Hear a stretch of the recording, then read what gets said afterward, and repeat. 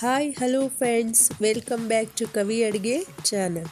ಇವತ್ತಿನ ವಿಡಿಯೋದಲ್ಲಿ ನಾನು ಕುಂಬಳಕಾಯಿ ಹಲ್ವಾ ಮಾಡಿ ತೋರಿಸ್ತಾ ಇದ್ದೀನಿ. ಇದನ್ನು ಕಾಶಿ ಹಲ್ವಾ ಅಂತಲೂ ಕರೀತಾರೆ.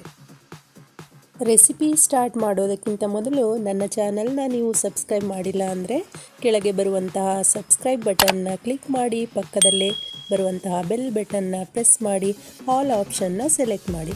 ಹೀಗೆ ಮಾಡೋದ್ರಿಂದ ನಾನು ಮಾಡಿದಂತಹ ಎಲ್ಲ ಹೊಸ ರೆಸಿಪಿಗಳ ನೋಟಿಫಿಕೇಷನ್ ನಿಮ್ಮ ಮೊಬೈಲ್ಗೆ ಬರುತ್ತೆ.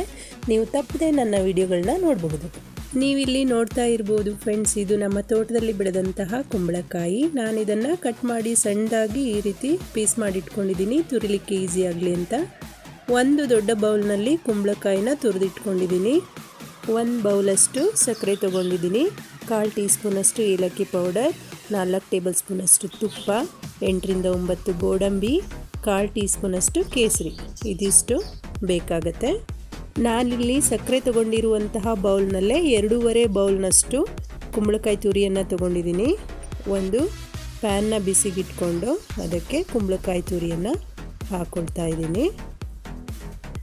ಕುಂಬಳಕಾಯಿನಲ್ಲಿ ನೀರಿನಂಶ ಹೆಚ್ಚಿರೋದ್ರಿಂದ ಇದನ್ನು ಸಂಪೂರ್ಣವಾಗಿ ನಾವಿಲ್ಲಿ ಡ್ರೈ ಮಾಡಬೇಕಾಗತ್ತೆ.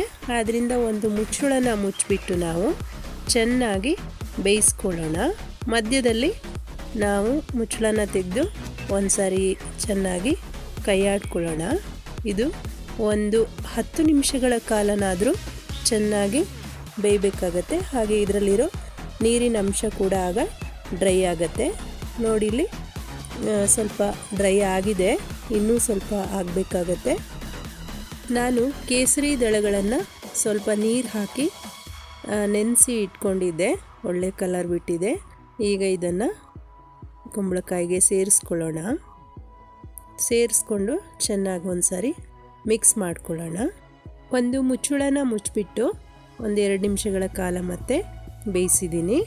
ಈಗ ಒಂದು ಪಿಂಚಷ್ಟು ಉಪ್ಪನ್ನು ಸೇರಿಸ್ಕೊಳ್ತಾ ಇದ್ದೀನಿ.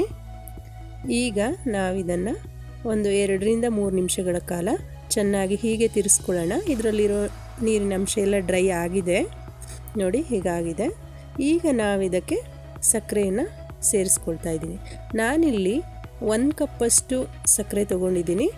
ನೀವು ತುಂಬ ಸ್ವೀಟ್ ಇಷ್ಟಪಡೋರಾದರೆ ಇನ್ನೊಂದು 1/4 ಕಪ್ಪಷ್ಟು ಸಕ್ಕರೆನ ಇದಕ್ಕೆ ಎಕ್ಸ್ಟ್ರಾ ಸೇರಿಸ್ಕೋಬೋದು. ನೋಡಿ ಸಕ್ಕರೆ ಎಲ್ಲ ಈಗ ಕರಗ್ತಾ ಇದೆ. ನಾನಿಲ್ಲಿ ತುಪ್ಪನ ಇನ್ನೂ ಸೇರಿಸಿಲ್ಲ. ಇದು ಸಕ್ಕರೆ ಎಲ್ಲ ಚೆನ್ನಾಗಿ ಕರಗಿ ಅದು ಸ್ವಲ್ಪ ಕನ್ಸಿಸ್ಟೆನ್ಸಿ ಗಟ್ಟಿ ಆಗಬೇಕು. ಒಂದು 7ರಿಂದ 8 ನಿಮಿಷಗಳ ಕಾಲ ನೀವು ಇದನ್ನು ಹೀಗೆ ತಿರುಗಿಸ್ಕೊಳ್ತಾ ಇರಬೇಕಾಗತ್ತೆ. ನೋಡಿ ಇದಿನ್ನೂ ಸ್ವಲ್ಪ ಗಟ್ಟಿಯಾಗಬೇಕು. ಆದ್ದರಿಂದ ನಾವು ಒಂದು ಮುಚ್ಚಳನ ಮುಚ್ಚಿಬಿಟ್ಟು ಒಂದು 3 ನಿಮಿಷಗಳ ಕಾಲ ಹಾಗೆ ಬೇಯಿಸ್ಕೊಳ್ಳೋಣ. ನೋಡಿ ಈಗ ಇದು ಗಟ್ಟಿಯಾಗಿದೆ. ಈಗ ಇದಕ್ಕೆ ನಾವು ಈ ಸ್ಟೇಜ್ನಲ್ಲಿ ತುಪ್ಪನ ಸೇರಿಸ್ಕೋಬೇಕಾಗತ್ತೆ. ನೋಡಿ ನಾನಿಲ್ಲಿ ಒಂದು 3ರಿಂದ 4 ಟೇಬಲ್ ಸ್ಪೂನಷ್ಟು ತುಪ್ಪನ ಹಾಕ್ಕೊಳ್ತಾ ಇದ್ದೀನಿ. ಮನೆಯಲ್ಲಿ ಹಿರಿಯರು ಕುಂಬಳಕಾಯಿನ ನೋಡಿದ ತಕ್ಷಣ ಹೇಳ್ತಾ ಇರ್ತಾರೆ, ಕುಂಬಳಕಾಯಿ ಶರೀರಕ್ಕೆ ತುಂಬ ಒಳ್ಳೆಯದು ಅಂಥೇಳಿ. ಇದು ಶರೀರದಲ್ಲಿರುವಂತಹ ಉಷ್ಣಾಂಶನ ಅಂದರೆ ಹೀಟ್ ಆಗೋದನ್ನು ಹೊರಗೆ ಹಾಕುತ್ತೆ, ಮತ್ತು ಶರೀರಕ್ಕೆ ಶಕ್ತಿ ಕೊಡುತ್ತೆ, ರಕ್ತದಲ್ಲಿ ಬಲವರ್ಧನೆ ಆಗುತ್ತೆ, ಅಂದರೆ ಟಾನಿಕ್ ಥರ ಕೆಲಸ ಮಾಡುತ್ತೆ. ಹಾಗಾಗಿ ಕುಂಬಳಕಾಯಿ ಸಿಕ್ಕಿದಾಗ ನಾವು ಆಹಾರ ರೂಪದಲ್ಲಿ ಅಂದರೆ ಜ್ಯೂಸು, ಸೂಪು, ಪಲ್ಯ, ಸಾರು ಹೀಗೆ ಬೇರೆ ಬೇರೆ ವೆರೈಟಿಯಾಗಿ ಸದುಪಯೋಗ ಮಾಡ್ಕೋಬೋದು. ಇದಾಗಿದೆ. ಈಗ ನಾನು ಏಲಕ್ಕಿ ಪುಡಿನ ಇದಕ್ಕೆ ಹಾಕ್ತಾಯಿದ್ದೀನಿ.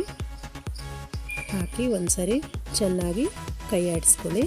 ಈಗ ಕೊನೆಯದಾಗಿ ನಾನು ಇದಕ್ಕೆ ಒಂದು 2 ಟೇಬಲ್ ಸ್ಪೂನಷ್ಟು ತುಪ್ಪನ ಹಾಕ್ಕೊಂಡು ಅದಕ್ಕೆ ಗೋಡಂಬಿನ ಹುರಿದ್ಬಿಟ್ಟು ಹಲ್ವಕ್ಕೆ ಸೇರಿಸ್ತಾ ಇದ್ದೀನಿ. ಹಲ್ವಾ ರೆಡಿಯಾಗಿದೆ. ನೋಡಿ ಫ್ರೆಂಡ್ಸ್, ಹೇಗೆ ಗ್ಲಾಸಿಯಾಗಿ ಟ್ರಾನ್ಸ್ಪರೆಂಟಾಗಿ ಕಾಣ್ತಿದೆ. ತುಂಬಾ ಚೆನ್ನಾಗಿ ಬಂದಿದೆ. ನೀವು ಸಹ ಒಮ್ಮೆ ಟ್ರೈ ಮಾಡಿ. ಇವತ್ತಿನ ಈ ರೆಸಿಪಿ ನಿಮಗೆ ತುಂಬಾ ಇಷ್ಟ ಆಗಿದೆ ಅನ್ಕೋತೀನಿ. ಇಷ್ಟ ಆದರೆ ಖಂಡಿತವಾಗ್ಲೂ ಶೇರ್ ಮಾಡಿ, ಕಮೆಂಟ್ ಮಾಡಿ, ಹಾಗೆ ಲೈಕ್ ಮಾಡಿ, ಹಾಗೆ ನಮ್ಮ ಚಾನಲ್ನ ಸಬ್ಸ್ಕ್ರೈಬ್ ಆಗೋದನ್ನು ಮರಿಬೇಡಿ. Thank you for watching.